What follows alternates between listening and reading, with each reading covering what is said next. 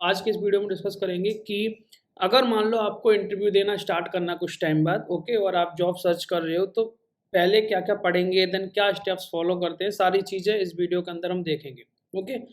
तो बहुत सारे लोगों को कन्फ्यूजन होती है कि भैया कौन से टॉपिक पढ़ें, क्या सीक्वेंस रहता है या फिर क्या-क्या पढ़ना चाहिए इंटरव्यू से पहले, इंटरव्यू में क्या पूछा जाता है, कितने स्टेप्स फॉलो करे जाते हैं, सारी चीज़ें डिस्कस करेंगे, वन बाय वन समझना। और मैं अपने एक्सपीरियंस के बेस पे ही शेयर करूँगा, मैंने फेस किया वही बताऊँगा, ओके। तो सबसे पहले हमारा जो जब हम इंटरव्यू देना स्टार्ट करते हैं, मान लो हमें 15 दिन बाद स्टार्ट करना है या 20 दिन पहले या एक महीने बाद करना है, क्योंकि आप अगर करेंटली जॉब नहीं कर रहे हो तो आपके पास टाइम है 1 महीने का, तब भी आप प्रिपरेशन कर सकते हो। और अगर आप जॉब भी कर रहे हो तो आप डेफिनेटली नोटिस पीरियड तो सर्व करोगे, उसके बाद ही तो जॉब ले पाओगे। तो नोटिस पीरियड के ज़रिए उस टाइम पे आप क्या कर रहे होगे, इंटरव्यू की प्रिपरेशन कर रहे होगे, तो आपके पास वहाँ पे भी टाइम होता है। तो देखो, सबसे पहली चीज़ हमें क्या समझनी है, सबसे पहली चीज़ है कि जो हमारा रिएक्ट नेटिव है, इसके जो भी बेसिक क्या है कॉन्सेप्ट हैं, बेसिक कॉन्सेप्ट जो भी रिएक्ट नेटिव के हैं, ओके, वो सारे अच्छे से समझ लो। जो भी फंडामेंटल्स हैं, कैसे काम करते हैं, और ये सारे थ्योरेटिकल प्लस जो आप इसकी कोड प्रैक्टिस करोगे, मतलब प्रैक्टिकल, दोनों को अच्छे से समझो, ओके। अपना जो जावास्क्रिप्ट पढ़ रहे हो उसमें ES6 बेसिकली यही बोलो कि जावास्क्रिप्ट जो है ना वो बहुत अच्छे से आनी चाहिए, जिसमें ES6 तो इम्पोर्टेंट है बट जावास्क्रिप्ट अच्छे से आनी चाहिए। अब जावास्क्रिप्ट में जैसे आपके एरे, स्ट्रिंग्स, ये सब चीज़, loop control, okay, error handling कैसे करते हैं, इवेंट वगैरह के बारे में, फंक्शंस हो गए, एडवांस फंक्शन हो गए, ये सारी चीज़ें अच्छे से पढ़ लो। रिएक्ट नेटिव में इंटरव्यू के अंदर वो चीज़ें नहीं पूछी जाती जो सारी कोड वाइज है, मतलब थ्योरेटिकल चीज़ें ज़्यादा पूछी जाएंगी, कोडिंग वाली चीज़ें ऐसी नहीं पूछी जाएंगी जिसमें इंप्लीमेंट करने में 1 घंटा लगता है या फिर आधा घंटा लगता है, उसका तो कोई मोटिव ही नहीं बनता ना पूछने का। वो आपसे क्या पूछ सकते हैं कि अगर ये पर्टिकुलर चीज़ जो है, ये पूछेंगे कि अगर कोई पर्टिकुलर लाइब्रेरी के बारे में पूछ रहे हैं तो उसका लॉजिक पूछेंगे, स्टेप्स पूछेंगे कि कैसे उसे इम्प्लीमेंट करते हैं, कोड तो नहीं लिखवा सकते ना। तो आपको क्या समझना होगा, थ्योरेटिकल हर चीज़ को अच्छे से समझना होगा जिससे आप इंटरव्यूअर को ईजिली एक्सप्लेन कर सको, ओके। अब ये सारी चीज़ें करने के बाद जब आप मतलब कोडिंग पार्ट को आप डन कर लेते हो कि यार ये थ्योरेटिकल समझ लिया मैंने, ये प्रैक्टिस कर ली मैंने, ये कर लिए, आपके प्रोजेक्ट्स आते हैं कि क्या प्रोजेक्ट्स आपने किए हैं। जो भी प्रोजेक्ट्स आपने किए हैं ना, उन सबको अच्छे से एक्सप्लेन करने का एक प्रैक्टिस कर लो कि आप, अगर आपको पूछा जाता है कि आपके रिज्यूमे से कोई एक पर्टिकुलर प्रोजेक्ट उठाया जाएगा, उसके बारे में पूछा जाएगा कि आपने इसमें क्या किया है, तो आप उन्हें डिटेल्ड नॉलेज दे सको कि आपने इस प्रोजेक्ट में क्या किया है, क्या टेक्नोलॉजी यूज करी थी, क्या स्टेप्स फॉलो करे थे।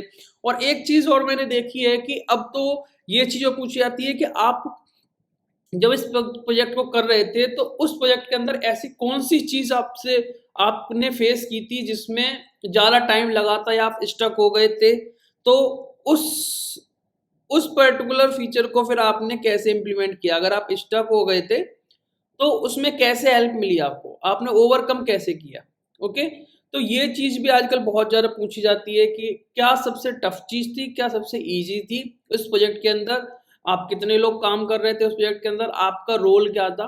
तो ये सारी चीज़ें पूछी जाएंगी। तो प्रोजेक्ट्स को लेके ना अच्छे से अपना जो आपके आंसर्स हैं कि किस तरीके से आप प्रोजेक्ट को एक्सप्लेन करोगे, आपने क्या टेक्नोलॉजी यूज करी थी, कहाँ पे आपको दिक्कत आई थी, कहाँ पे आपको कोई चीज़ इजी लग रही थी, जो पिछले वाले प्रीवियस प्रोजेक्ट के आपने किया था उससे आपको इसमें हेल्प मिल गई। तो ये सारी चीज़ें प्रोजेक्ट से रिलेटेड पूछी जाती हैं। ऐसा नहीं पूछा जाएगा कि आपने एक एक लाइन क्या कोड लिखा है, आपसे पूछा जाएगा कि आपने ये प्रोजेक्ट किया था, इसके अंदर ऐसा कौन सा फीचर था, ओके, आपने ये वाला फीचर कैसे इम्प्लीमेंट किया था, क्या पैकेज यूज किया था या क्या लॉजिक था। तो आपको वहां पे बेसिकली स्टेप्स समझाने होंगे।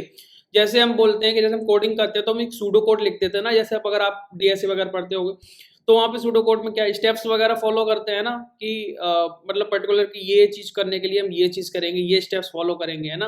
वो कोड नहीं होता है बट वो बेसिक हम स्टेप्स लिखते हैं। तो उसी तरीके से हमको प्रोजेक्ट भी उसी तरीके से समझाना होता है कि मान लो मैंने ये वाला फीचर किया था, इसमें हमने ये पैकेज यूज़ किया था, इसके अंदर इस तरीके से करते हैं। तो हमें ना थ्योरेटिकल सारी चीज़ें बिल्कुल क्लियर होनी चाहिए हमारे माइंड में, हमें सोचना ना पड़े ज़्यादा। क्योंकि एक चीज़ समझो, इंटरव्यूअर को आप जितना बेटर तरीके से समझाते हो ना, उतने ही आपके चांसेस होते हैं इंटरव्यू सेलेक्ट होने के। मैटर नहीं करता कि आपको बहुत ज़्यादा नॉलेज है, पर समझाने का तरीका आपका ऐसा होना चाहिए कि सामने वाले को ये लगे कि हाँ, इस बंदे को आता है। तो समझाने का तरीका आपको बेस्ट करना होगा। ओके, अब प्रोजेक्ट्स के बाद अगली चीज़ आती है कि जो इंटरनेट पे आपको मिल रहे हैं इंटरव्यू क्वेश्चंस, अपने प्रोजेक्ट को प्रैक्टिस कर लिया आपने, अपना रिएक्ट नेटिव वगैरह जो जावास्क्रिप्ट, रिएक्ट, ये सारे पढ़ लिए कोडिंग वाले पार्ट। फिर इंटरव्यू पे जाओ, तो इंटरनेट पे जाओ और वहाँ जाके जो भी क्वेश्चंस मिल रहे हैं उनकी प्रैक्टिस करो। क्योंकि रिएक्ट नेटिव कोई ऐसी चीज़ नहीं है जिसमें यूनिक चीज़ पूछी जाएगी। ये वही क्वेश्चंस हैं जो ऑलरेडी अवेलेबल हैं। मैंने भी सीट दी है, गूगल पे भी जाओगे, कहीं पे भी जाओगे, वहाँ पे सारे क्वेश्चंस मिल जाएंगे। इनकी प्रैक्टिस करो, इनको एक्सप्लेन करने का तरीका आपको ढूंढना होगा कि अच्छे से एक्सप्लेन करो। और देखो, जितना ज़्यादा किसी पर्टिकुलर टॉपिक को आप एक्सप्लेन करोगे, उतनी चांसेस होंगे कि उससे दूसरा क्वेश्चन कम। जैसे क्या होता है कि मैं क्या करता था, अपने तरीका बताता हूँ कि मुझे कोई क्वेश्चन पूछा गया, मैंने उसका आंसर ऐसे दिया कि उसमें जो पॉसिबिलिटी और हो सकती थी, जो सामने वाला इंटरव्यू पूछ सकता था, वो मैंने खुद ही एक्सप्लेन कर दिया पहले, है ना। ऐसा नहीं है कि बिल्कुल आउट द वे के, मतलब वो चीज़ रिलेटेड ही नहीं है तब भी आप बोले जा रहे हो। ऐसा होता है ना कि एक क्वेश्चन में से ही दूसरा क्वेश्चन निकलता है, तो वो मैंने पहले एक्सप्लेन कर दिया, तो वहाँ पे फिर वो उसको ट्रिकी वे में पूछ ही नहीं सकता, क्योंकि मैंने पहले एक्सप्लेन कर दिया, तो उसको आइडिया लग गया कि यार इस बंदे को ये भी नॉलेज हो सकती है, तो इसको पूछने का कोई फ़ायदा नहीं, दूसरा क्वेश्चन पूछ लेते हैं। तो उस वे में समझाना होता है कि सामने वाले को ना हम ड्राइव करते हैं।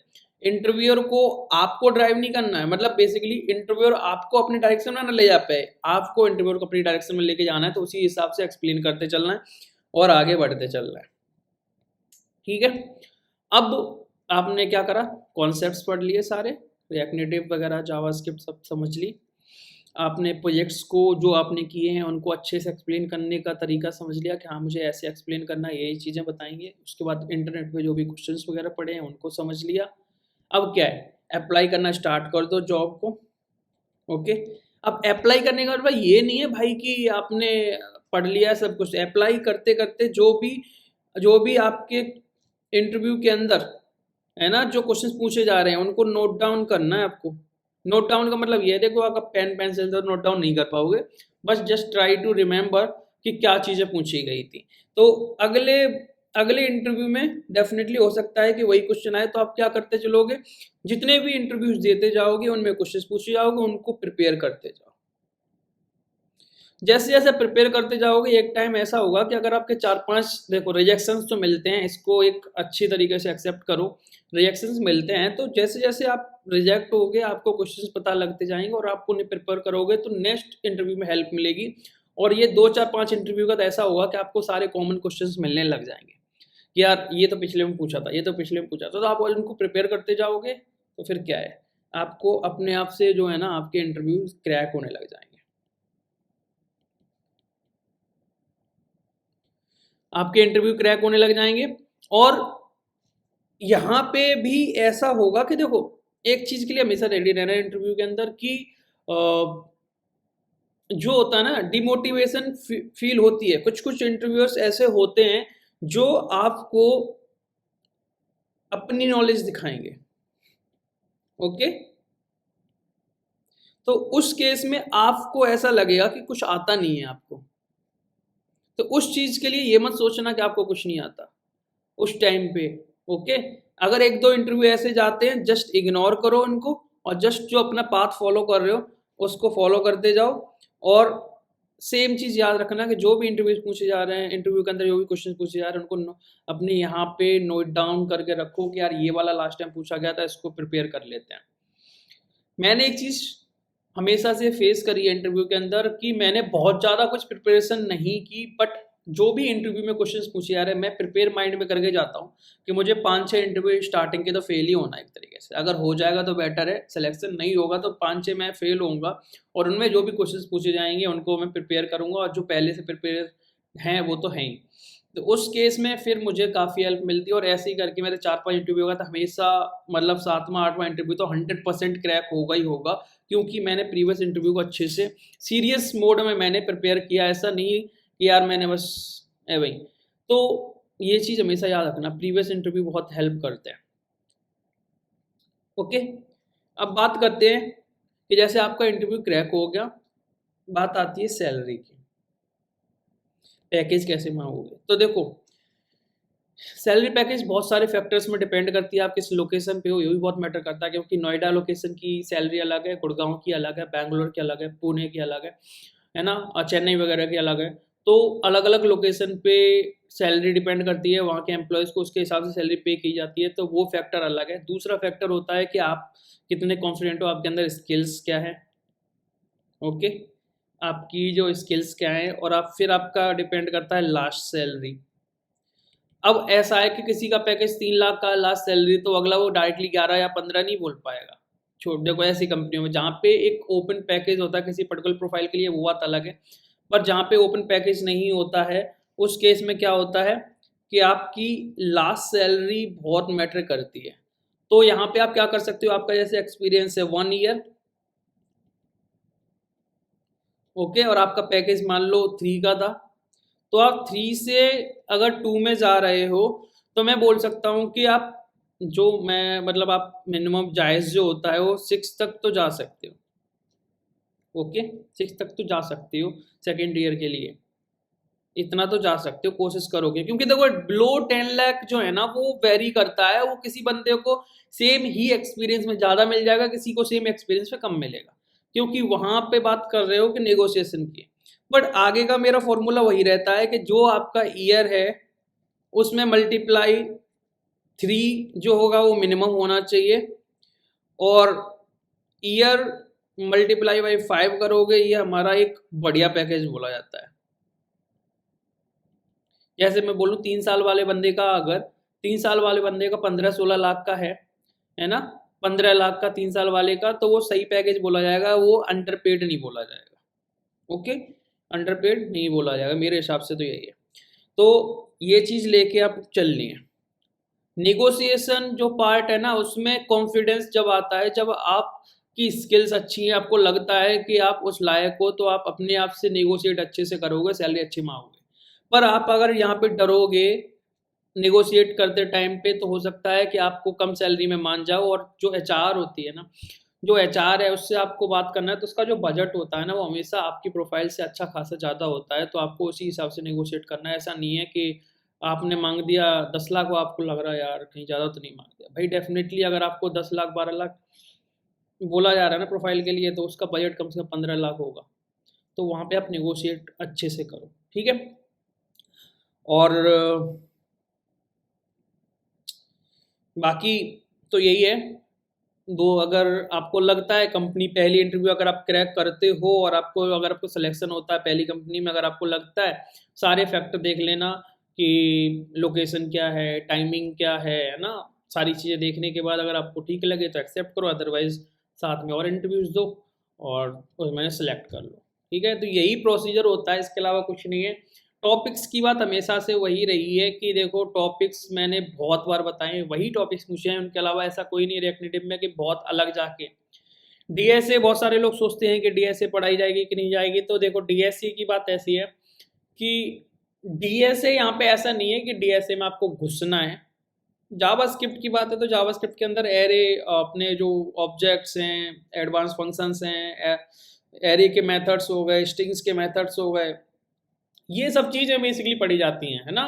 और अगर आप डीएसए में जाना है तो देखो डीएसए में अगर आपको हेल्प कर सकता है तो हो सकता है कि टाइम कॉम्प्लेक्सिटी वगैरह, स्पेस कॉम्प्लेक्सिटी और सॉर्टिंग वगैरह, ये आप पढ़ सकते हो। जावास्क्रिप्ट में बहुत ज़्यादा कॉम्प्लिकेटेड नहीं है, बहुत ज़्यादा कॉम्प्लिकेटेड नहीं है। 2-4-5 दिन दोगे आपको समझ में आ जाएगा कि कैसे सॉर्टिंग काम करिए, कैसे सर्चिंग काम करिए, क्योंकि उसके अंदर बहुत सारे मेथड्स हैं, तो वो ईजिली हो जाता है, ठीक है। तो आई होप आपको ये वीडियो हेल्प करेगा, और अगर अच्छा लगे तो दोस्तों के साथ शेयर जरूर कर देना, क्योंकि उन लोगों की भी हेल्प हो जाएगी, और वीडियो को लाइक कर देना। मिलते हैं नेक्स्ट वीडियो में, तब तक के लिए बाय।